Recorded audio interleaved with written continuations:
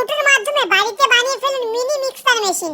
এর মাধ্যমে আপনি ছোটখাটো সবকিছু মিক্সার করতে পারবেন। আর এটা ভবিষ্যতে কেনার জন্য আপনি প্রচুর টাকা খরচও করতেন। আজকে এই ভিডিওটা ফুল দেখলে আপনার বেঁচে যেতে পারে এক্সট্রা খরচ।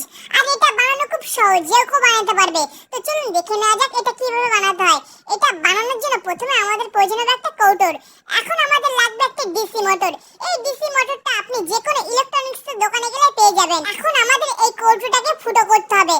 এই কৌটোটাকে ফুটো করার জন্য আমি এখানে তাতালার ইউজ করছি। আপনি এখানে যে কোনো জিনিস দিয়ে এটাকে ফুটো করতে পারেন। তো দেখুন আমরা এই কৌটোটাকে তাতালের মাধ্যমে ফুটো করে ফেলেছি। এখন আমরা এই ডিসি মোটরটাকে এই কৌটোর মধ্যে বসিয়ে দেব।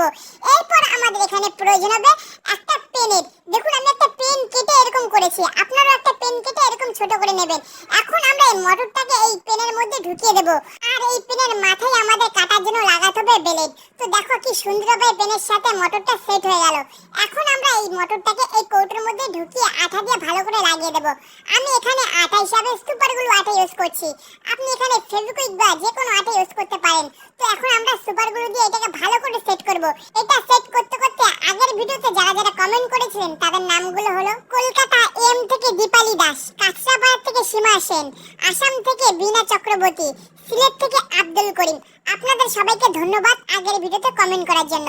আর বন্ধুরা আপনি এই ভিডিওটা পৃথিবীর কোন জায়গা থেকে দেখলেন কমেন্টে জানান, যাতে পরের ভিডিওতে আপনাকে ধন্যবাদ জানাতে পারি। তো দেখুন আমাদের এখানে আঠা লাগানো কমপ্লিট হয়ে গেছে আর এটা শক্ত হয়ে গেছে। এখন আমাদের এখানে প্রয়োজন হবে ব্লেডের। তো আপনি চেষ্টা করবেন এখানে একটা নতুন ব্লেডকে নেওয়ার।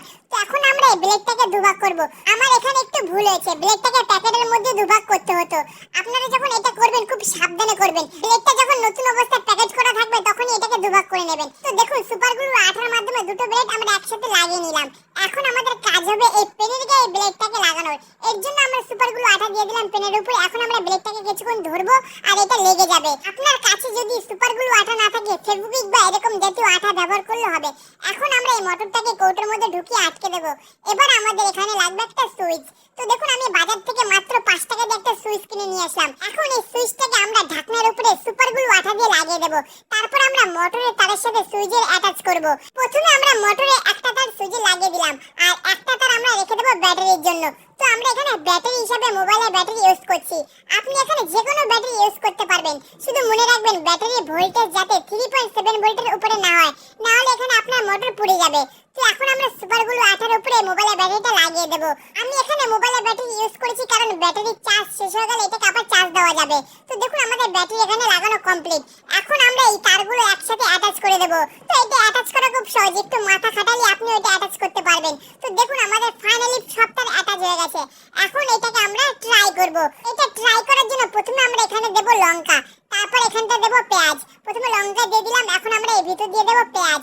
এখন আমরা ঢাকনাটা আটকিয়ে এটাকে ট্রাই করব, দেখব এটা সত্যি কাজ করে কিনা। তো চলো এটাকে এখন আমরা লাইন দেব আর দেখব ঘরে বানানো ছোট মিক্সচার মেশিনের মাধ্যমে আমাদের ঘরের পেঁয়াজ লঙ্কা এরকম ছোটখাটো সবজি মিক্সচার হয় কিনা।